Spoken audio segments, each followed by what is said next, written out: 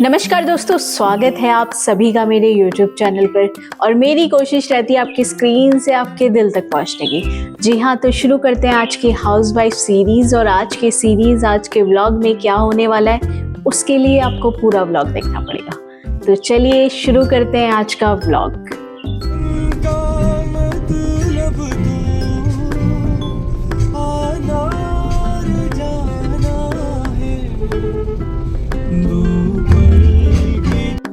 अगर आज के मौसम की बात की जाए तो जैसे कल मौसम था, धूप निकली हुई थी बहुत अच्छी सी, वैसे आज भी निकली हुई है धूप बहुत अच्छी सी सुबह से। और कुछ बादल लगे हुए हैं उस साइड, और वो भी हवा में इधर उधर हो जाएंगे। तो बारिश तो आज आने की कोई संभावना नहीं है, आज कोई बारिश नहीं आने वाली है। और आज कपड़े भी नहीं धोए हैं क्योंकि आज कपड़े थे नहीं। और आज कुछ ऐसे दिन होते हैं ना पूरे वीक में कि जिस दिन नहीं धोते हैं कपड़े, तो आज वैसे भी नहीं थे और वैसे भी नहीं धोए।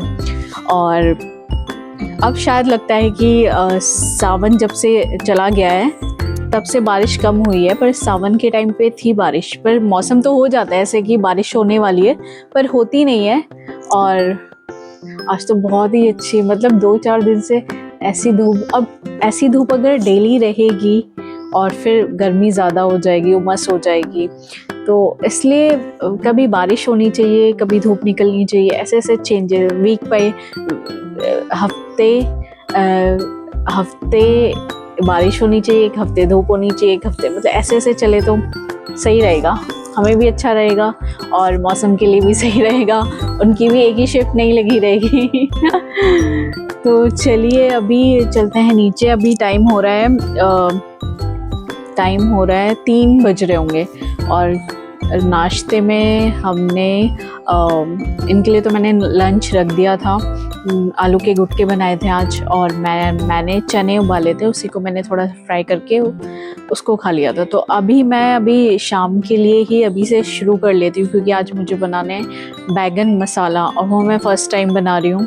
और वो कैसे बनाऊंगी और कैसे मैंने किससे पूछा या फिर गूगल किया या फिर यूट्यूब किया, क्या किया, वो मैं अभी आपको बताती हूँ। अभी चलती हूँ नीचे, फिर आपको अपनी किचन में दिखाती हूँ आज मैं क्या बना रही हूँ। जैसे कल मैंने खिचड़ी बनाई थी और आज मैं मसाला बैगन बना रही हूँ, क्योंकि धीरे धीरे मैं भी सीख रही हूँ कि नई नई जो चीज़ें मैंने नहीं बनाई वो यहाँ के ससुराल आके मैं सीख रही हूँ, बना रही हूँ।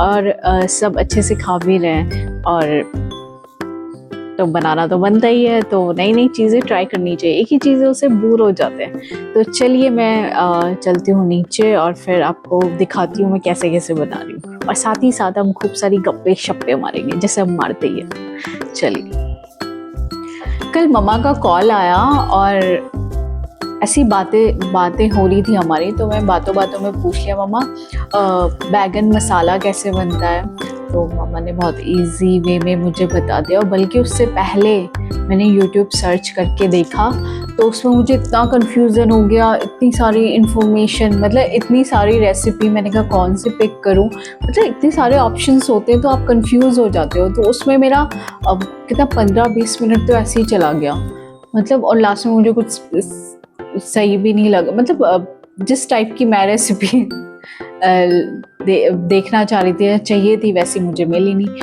तो मम्मा से पूछा जब मैंने, तो मम्मा ने 2 मिनट में मुझे बता दिया और प्रॉब्लम सॉल्व। तो तब मुझे लगा कि कभी कभी यूट्यूब जो है हमें वो इन्फॉर्मेशन नहीं देता जो हमारी सास दे देती है या जो हमारी माँ दे देती है ना। तो सासू माँ को या फिर माँ को अंडर एस्टिमेट बिल्कुल करने की ज़रूरत नहीं है ना। और यूट्यूब देखो, यूट्यूब किससे बना है? यूट्यूब बना है हम लोगों से ही, है ना। जैसे मैं भी एक व्लॉगिंग करती हूँ, मैं भी आपसे बातें शेयर करती हूँ, तो मेरे अनुभव भी है इसमें, और सबके अनुभव है। जिसका जो स्किल्स है, जिसका जो पैशन है, वो सब इसमें शेयर करता है ना। सबके अपने एक्सपीरियंसेस होते हैं यूट्यूब में, एक्चुअली में अगर कहा जाए तो वो हम लोगों से ही बना है। तो बस ये फ़र्क है कि मम्मा लोग जो है, जो सोशल मीडिया में नहीं है, जो यूट्यूब में नहीं है, तो उनके पास का एक्सपीरियंस नहीं होगा, उनके पास भी एक्सपीरियंस होगा, बस उन्होंने शेयर नहीं किया है, बस ये फ़र्क है। तो मैं ये कहना चाहती हूँ, इस बात से मैं ये शेयर करना चाहती हूँ, ये बताना चाहती हूँ कि घर पे अगर आपकी सासू माँ है या फिर आपकी माँ है, तो उनसे पहले पूछना भी ज़रूरी है। मतलब उनसे पूछ के भी आपको कभी-कभी बहुत बड़े-बड़े क्वेश्चन जो यूट्यूब आपको नहीं दे सकता आंसर आपके मुताबिक, वो आपकी माँ या सास दे सकती है। तो कभी भी ऐसा मत समझो कि इसके पास ये नॉलेज नहीं हो सकती है, जिसके पास ये इन्फॉर्मेशन नहीं हो। किसी के पास भी कभी भी कुछ भी मिल सकता है इन्फॉर्मेशन। इसलिए पूछने से कभी भी पीछे मत हटिए, है ना? कि नहीं यूट्यूब यूट्यूब सब कुछ जानता है, बट कभी-कभी हमें इतने सारे ऑप्शन मिल जाते हैं कि हम उसमें से चूज़ नहीं कर पाते, तो उसमें भी हमारा टाइम वेस्ट ही होता है। मतलब वो भी तो एक कन्फ्यूज़न है। तो अगर आपके घर में सास है या माँ है, उनसे पूछिए, कोई बड़ा है उनसे पूछिए, तो उनके एक्सपीरियंस भी उतने ही इम्पॉर्टेंट है या फिर उतने ही होंगे जितने यूट्यूब में बैठे हुए सारे लोग हैं जो हमसे बातें शेयर करते हैं, जिनको हम फॉलो करते हैं, उनके पास भी एक्सपीरियंस है। और हमारी घर में जो लोग हैं या फिर माँ है या सास है, उनके पास भी वो एक्सपीरियंस बहुत सारे होंगे। बस वो है कि हम उनसे पूछते नहीं हैं, और जब हम उनसे पूछते हैं ना, तो बहुत अच्छे से आंसर भी देते हैं और पूरी डिटेल में बताते हैं। और कहीं ना कहीं वो अपने एक्सपीरियंस अगर हमसे शेयर करते हैं, तो उनको एक अलग ही खुशी होती है उनके चेहरे पे, है ना?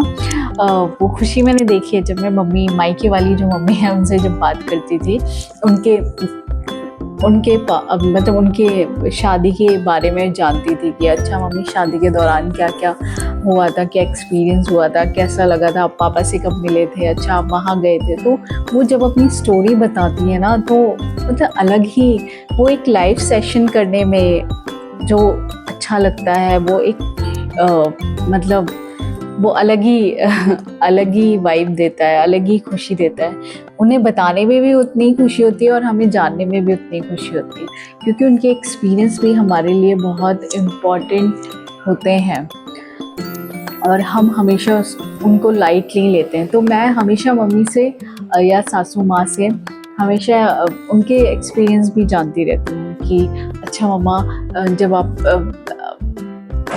शादी हुई थी तब आप जब आए थे तो आप कैसा फील करते थे। तो उनके एक्सपीरियंस भी से हमें काफ़ी कुछ सीखने को मिलता है, काफ़ी कुछ जानने को मिलता है उस जनरेशन के बारे में, है ना? हम अपने जनरेशन के बारे में तो जानते हैं काफ़ी लोगों को, पर हमें उनकी जनरेशन को भी जानना उतना ही ज़रूरी है, क्योंकि उनकी जनरेशन से ही हम लोग आए हैं, है ना? उनके ही कुछ बहुत सारी चीज़ें, हैबिट हमारी उस जनरेशन के अकॉर्डिंग ही हमारे पास है ना? उनके पास जो एक्सपीरियंस है, जो उनके पास जो हैबिट्स है, वो हमारे पास भी आए हैं जेनेटिक तरीके से, है ना? तो हमें उनसे पूछना बहुत, मतलब आज की डेट में अगर मैं शॉर्ट फॉर्म में अगर कहूँ, तो जितना यूट्यूब ज़रूरी है, उतना ही सासू माँ या मम्मा या फिर आपके घर में कोई भी बड़ा है, उतना ही ज़रूरी है, क्योंकि उनके एक्सपीरियंस हमारे एक्सपीरियंस से कहीं ज़्यादा है। और आज की डेट में जिनके पास एक्सपीरियंस होता है, उन्हीं के पास फुल ऑफ नॉलेज और उनके पास इंफॉर्मेशन होती है जो हमें कहीं ना कहीं मदद करती है। तो मेरा मैसेज यही है कि उनसे भी बात करें, उनके एक्सपीरियंस के बारे में जानें, और वो क्या फील करते थे जब वो हमारी एज में थे, तो वो बहुत ज़रूरी है। मतलब टाइम टू टाइम पूछ लेना चाहिए और काफ़ी कुछ उसमें से पिक कर लेना चाहिए जो आपके इम्पोर्टेंट आगे वाली लाइफ में काम आ सके। तो यही था आज का मैसेज और यही था मेरा टॉपिक, और बहुत टाइम से था कि मैं इस बारे में बात करूं। और मैं कभी कभी सोचती भी हूं कि ये बात हम मतलब कभी कभी मेरे दिमाग में कुछ ऐसे क्वेश्चंस आ जाते हैं कि अच्छा ये ऐसा होता है वैसे, तो मैं जानने की कोशिश करती हूँ, और जब मुझे उसका आंसर मिल जाता है या मेरे अकॉर्डिंग जो आंसर होता है वो मैं आपसे शेयर करती हूँ। तो ये मुझे लगा तो मैंने आपसे शेयर कर दी। तो चलिए आज के लिए इस टॉपिक में यही है। तो आई होप आप बात करेंगे उनसे, उनके अनुभव जानेंगे। बाकी चलिए अब चलते हैं बैगन मसाला बनाने, जो मम्मा ने मुझे रेसिपी बताई है 2 मिनट में फटाफट उसी तरीके से बनाएंगे, और आई होप बहुत अच्छी बनने वाली है। आपने बैगन ले लेना है और बैगन को धो के और अच्छे से चेक करके कि इसमें कीड़े नहीं है, क्योंकि आजकल के मौसम में कीड़े हो जाते हैं। तो अभी तो ये मैंने कर लिए इनके 4-4 पीसेस, मतलब पूरा नहीं काटना है। इसकी जो एंड है इसको थोड़ा ऐसे रखना है, ऐसे, जिससे ये थोड़ा फ्राई हो जाए अच्छे से डीपली। इतना इसको हमने कट करना है। और सारे बैगन सही है, बिल्कुल किस्मत अच्छी है, नहीं तो भी सारे। ये कढ़ाई ले ली है मैंने और उसके बाद तेल डालना है थोड़ा सा, उसको थोड़ा सा गर्म होने देना। उसके बाद डालना है हमने बैगन,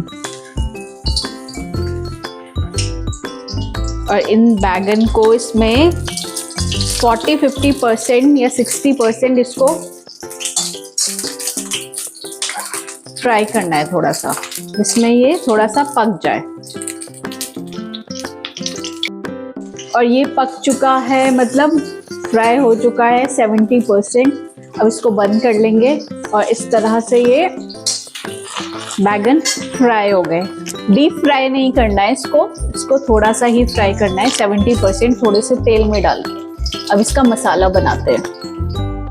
अब जाएगा इसमें जीरा और प्याज थोड़ी ज़्यादा इसलिए जाएंगे क्योंकि मसाला बैगन बन रहा है, तो उसका जो मसाला है वो थोड़ा सा हैवी बनेगा। हैवी मतलब ज़्यादा गाढ़ा जिसे बोलते हैं, मतलब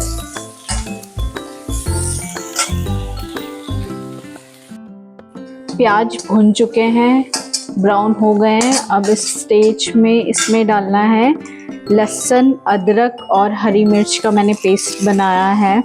और इसको मैंने पेस्ट नहीं बनाया है, इसको इसमें मैंने पीसा है। और ये थोड़ा सा इसका फ्लेवर बहुत अच्छे से आता है।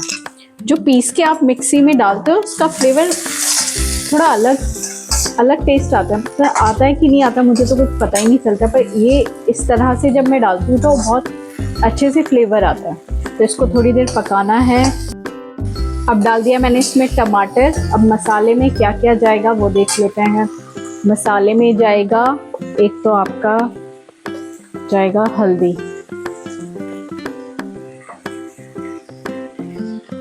नमक,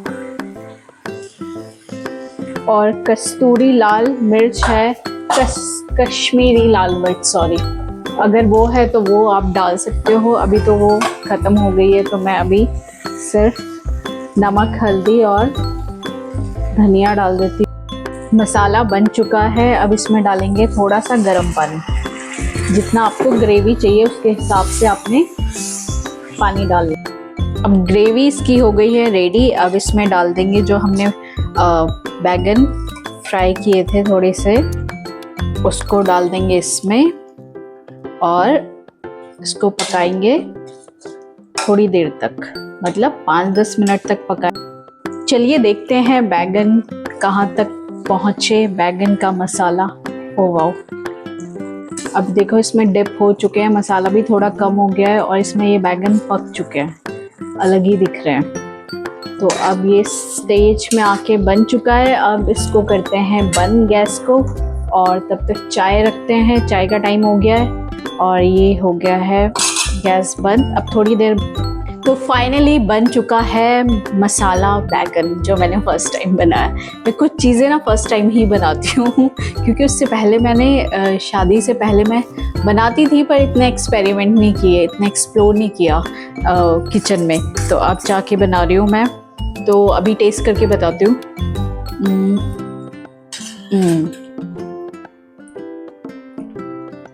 बहुत अच्छा बना है, मतलब बैगन का हल्का हल्का फ्लेवर भी आ रहा है इसमें, क्योंकि बैगन भी मिक्स हो गया ना, उसमें घुल गया है। और इसको बैगन के साथ तोड़ के खाओ मसाले को, तभी अच्छा लगेगा। अलग से खाओगे तो फीका सा लगेगा, फीका वाला, तभी इसको मसाला और बैगन का है। तो बाकी बहुत टेस्टी हो रहा है, आप भी ट्राई करना। बाकी चाय पीने का भी टाइम हो गया, चाय भी बनाते हैं और पसीने भी आ गए बनाते। हर मेहनत रंग तो लाती है, इसलिए मेहनत करने के बाद मुझे इतना अच्छे से रेसिपी और इतने अच्छे से बना है, तो आप भी बनाएं, खाएं और सबको खिलाएं। बाकी कल मिलती हूँ आपसे दोबारा, तब तक के लिए खुश रहिए,